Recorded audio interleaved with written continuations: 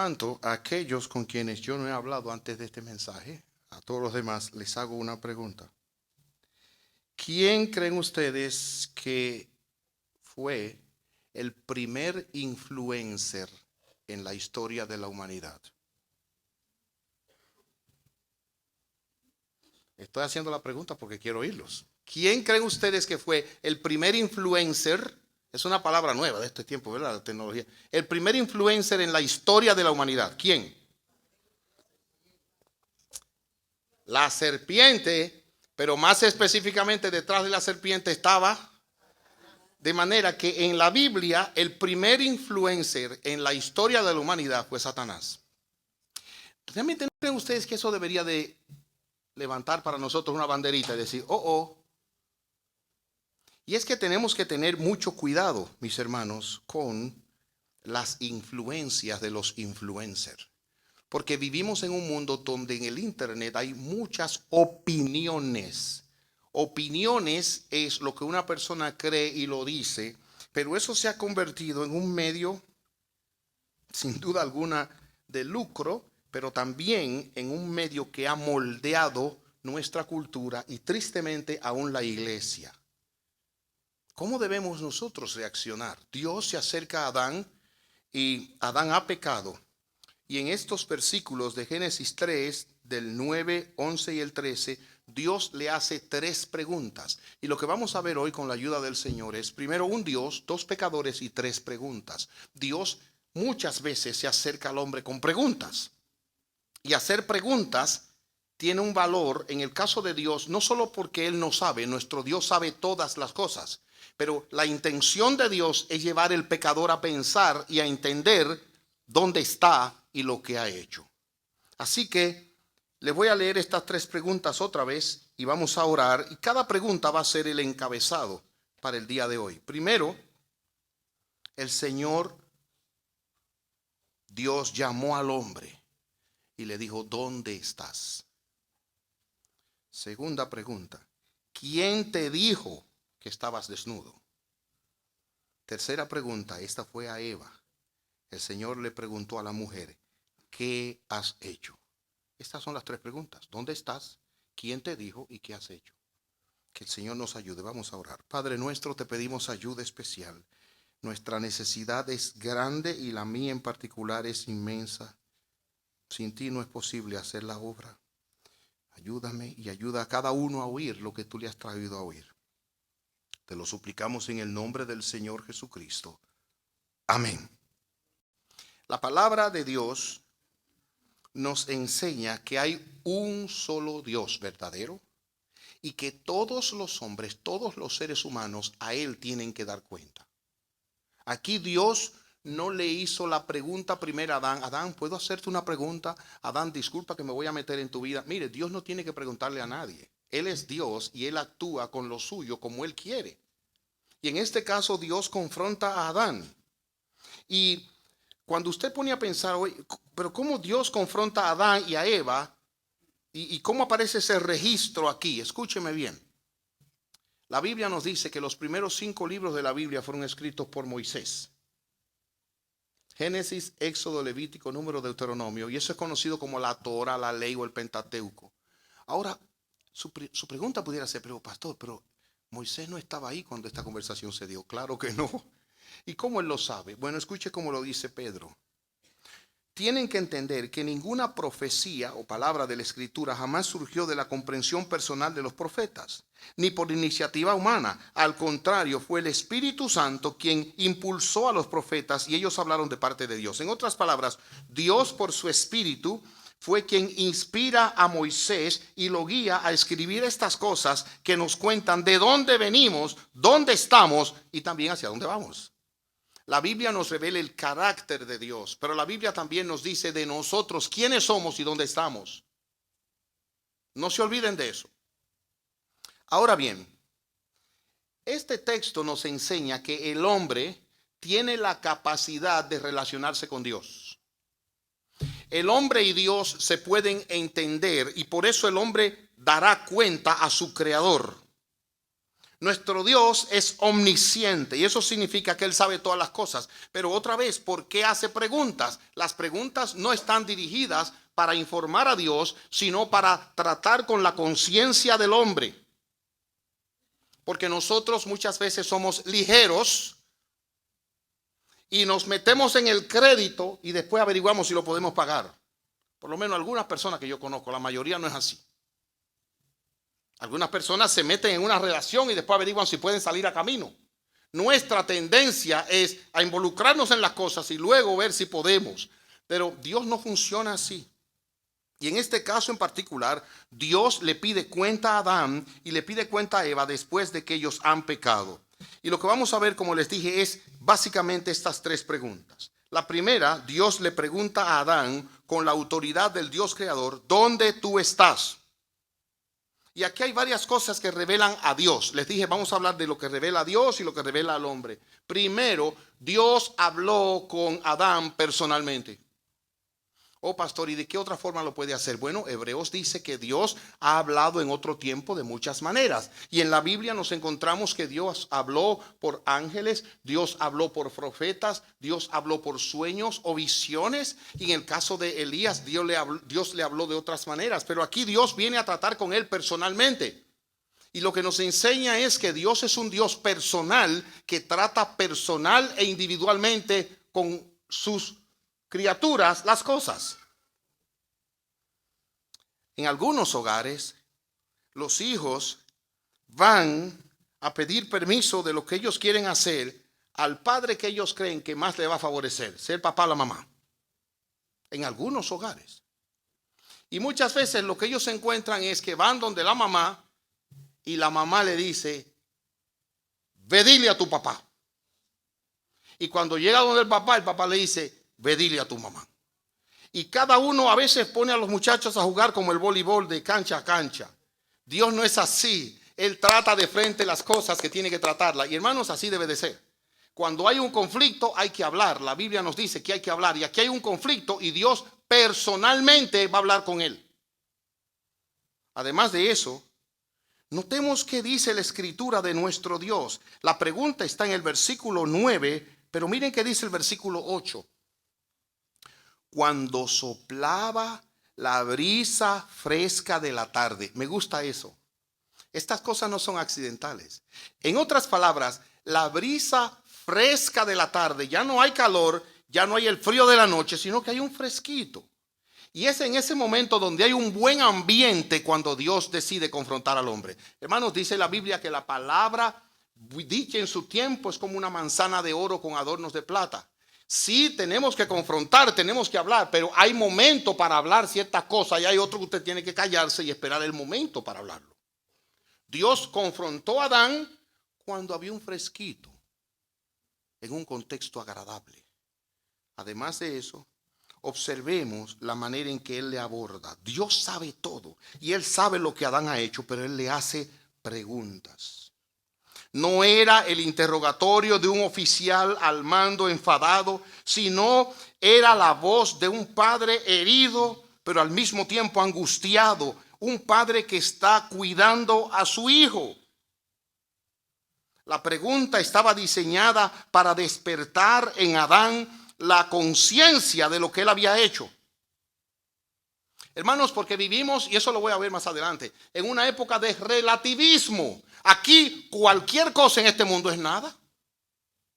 Nada. El adulterio no es nada. La homosexualidad no es nada. El robo no es nada. La mentira no es nada. No, Dios viene a tratar. Aquí ha pasado algo serio.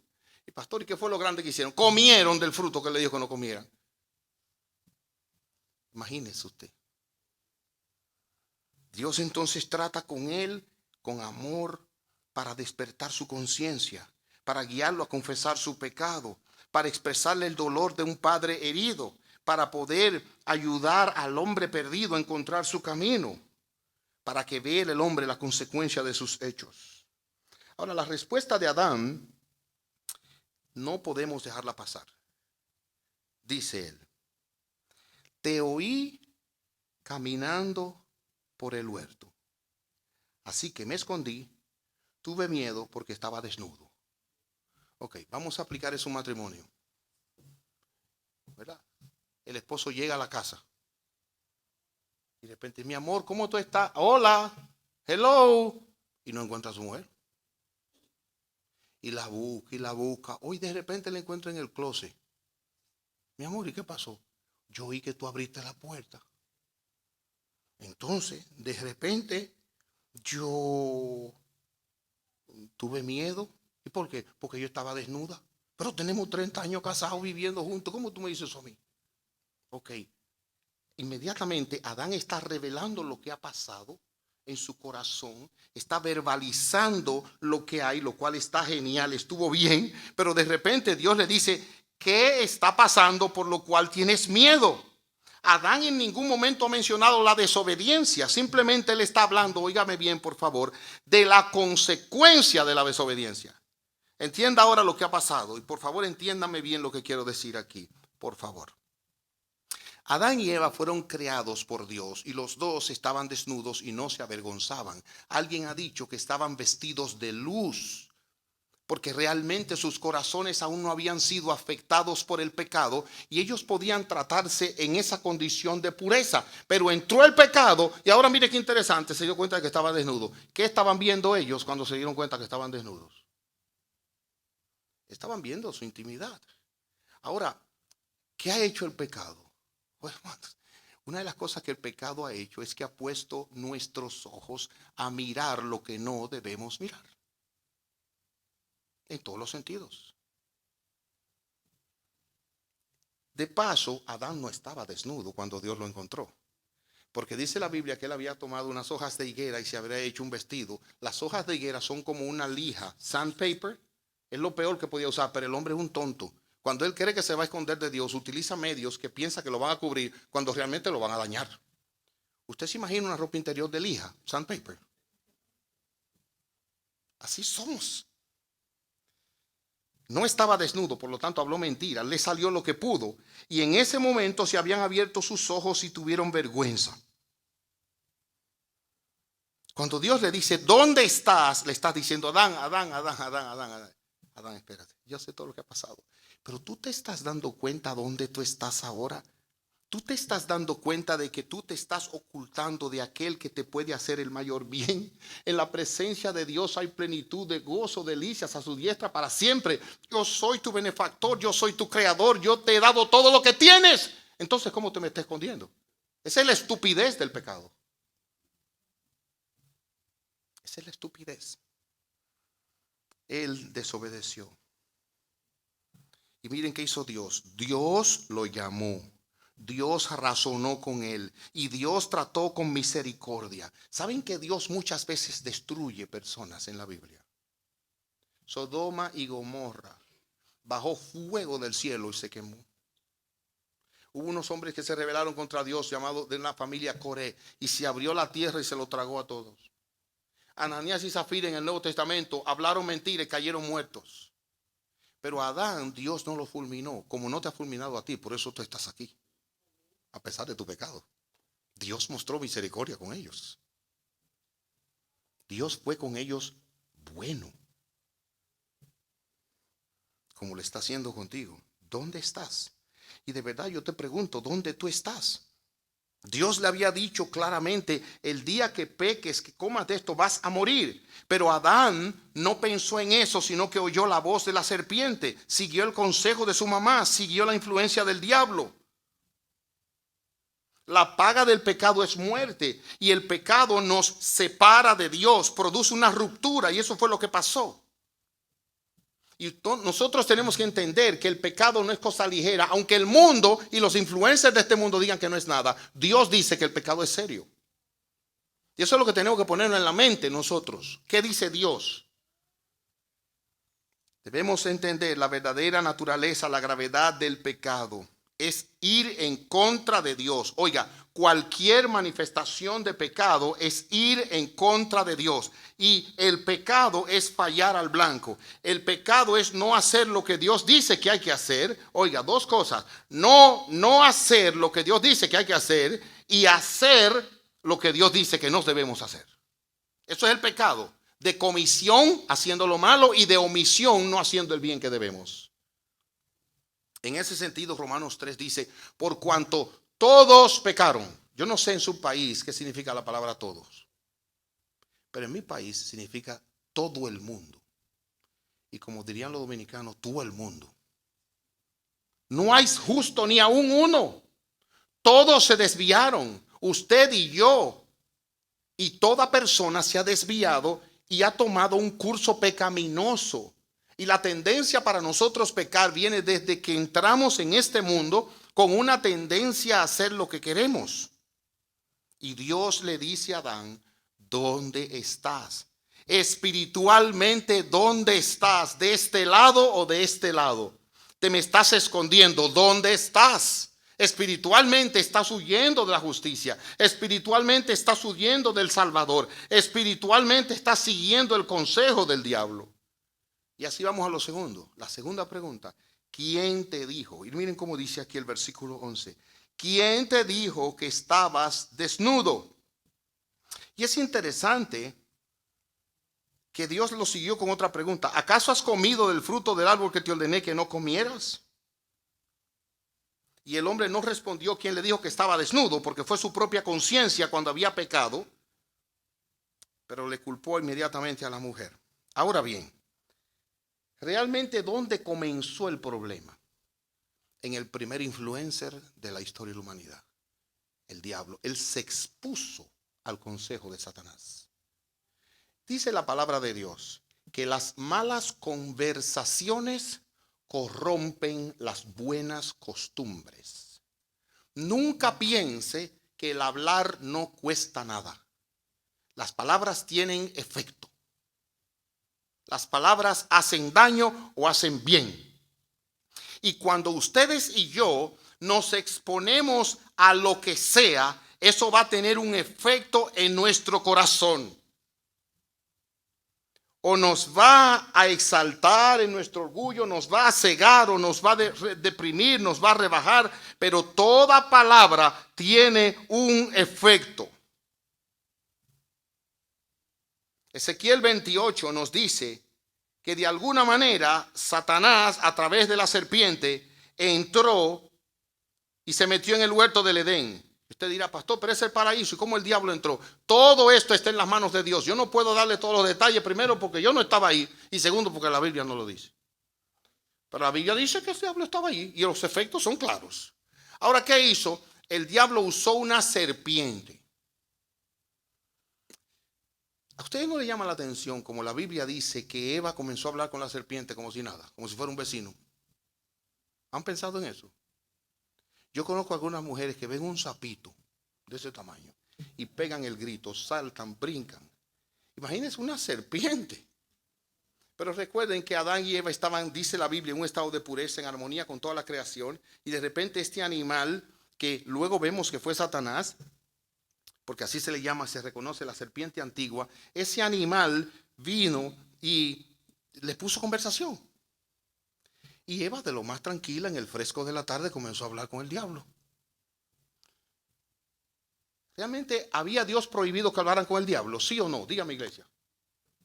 No. Por lo tanto, ella, al parecer, no estaba haciendo nada malo en hablar con el diablo. Pregunto, porque me vino a la mente. ¿Prohíbe Dios el uso de teléfonos celulares? ¿Sí o no? No. Ahora, en el fresco de la tarde, ¿qué puede entrar por ahí? De todo. Sobre todo la influencia de muchas cosas que no tienen nada que ver con la palabra de Dios y el plan de Dios. Y usted se está metiendo eso por la cabeza por la mañana de que se levanta. Porque hay gente que van al baño por la mañana y todavía tienen un ojo cerrado y otro abierto y hacen así una vez ahí. Y ahí se le pasa el tiempo. Ahí ese dedito para arriba. Para mí están los niños, eso es increíble, hermanos. Yo conozco una niña que no tiene 2 años y sabe hacerle así ya el teléfono ahí. Y vienen así, ¿ok? Eso no es cosa ligera. Noten ahora, en este caso, lo que aparentaba ser inofensivo se convirtió en un medio que utilizó Satanás para hablar a la mujer y al hombre y llevarlos a caer en pecado. En conclusión, miren, hermanos, no hay conversación inofensiva que no nos vaya a hacer nada.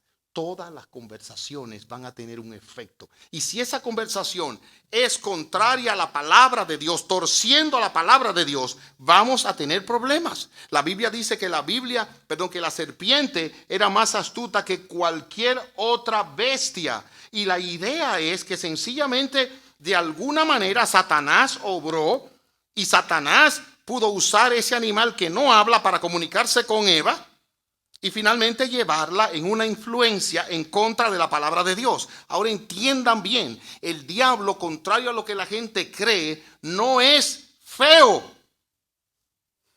Ojalá fuera feo. Él es atractivo. Y él viene de una manera donde él toma la verdad y la tuerce. Acuérdense de eso, por favor. El diablo no le entra con mentiras. Él toma la verdad y la tuerce. Oiga cómo dice Spurgeon.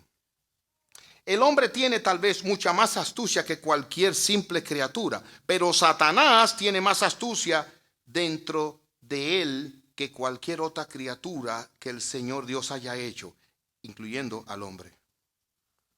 ¿Cuáles fueron las consecuencias de exponerse a la palabra del diablo? En primer lugar, los ojos de ambos se abrieron y eso comenzó a traer algunas cosas en su alma y a producir ciertos efectos.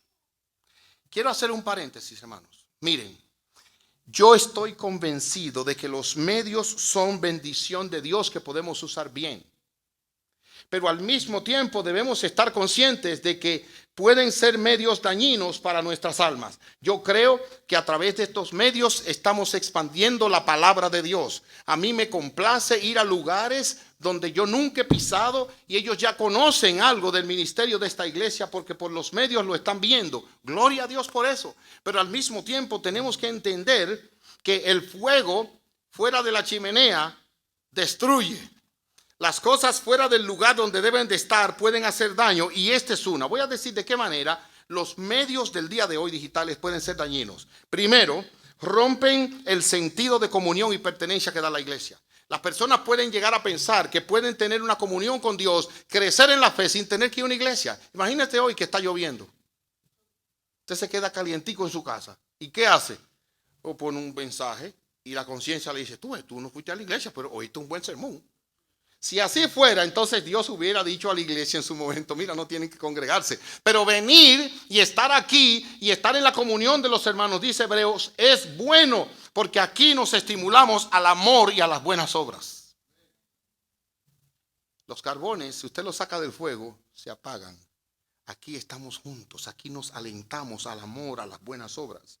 Además de esto, oigan ahora, por favor, tengan cuidado con lo que voy a decir, pero estos medios digitales pueden atentar contra nuestra satisfacción en Cristo. Miren, nosotros somos criaturas que apreciamos los elogios. La persona que me dice a mí, no, pastor, a mí no me gustan los elogios, yo no voy a discutírselo. Pero a todo el mundo le gustan los elogios. Entonces ahora tenemos una opción. No solamente me puede elogiar mi familia, sino por los medios me elogian con likes. Y cuando yo hago algo que está bien, veo muchas visitas. Y yo a veces soy tentado a tomar el celular y decir, déjame ver cuántas personas han visto el sermón de hoy. Mucho cuidado.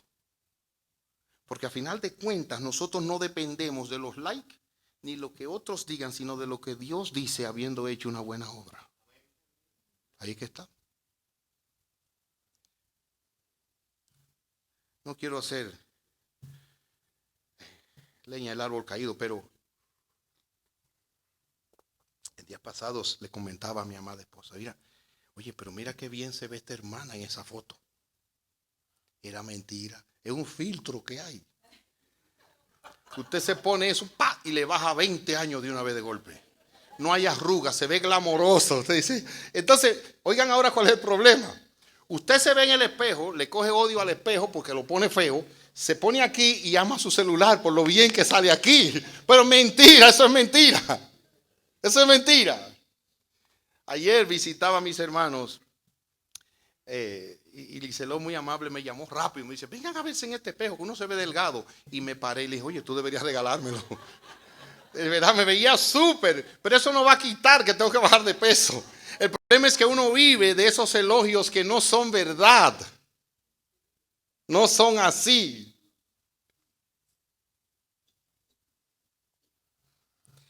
Y esos medios a veces pueden alterar que nuestra verdadera satisfacción está en Cristo. Nuestra verdadera satisfacción no está en ser como otros, sino ser como Dios nos ha hecho y deleitarnos en Cristo. También afecta nuestra cosmovisión. ¿Saben lo que pasa, hermanos? Tanto uno se expone a esto, y yo no me excluyo, no vayan a pensar que yo estoy a la vuelta del cielo. No, no, no, no, no. Tanto uno se expone a esto y no se expone a la palabra de Dios, que comienza a pensar como eso y comienza a admitir cosas, porque ahí esos influencers le dicen que está bien y uno ve que está bien y que no está mal. ¿Ustedes han pensado en los distintos cortes de pelo que para nosotros ya son normales?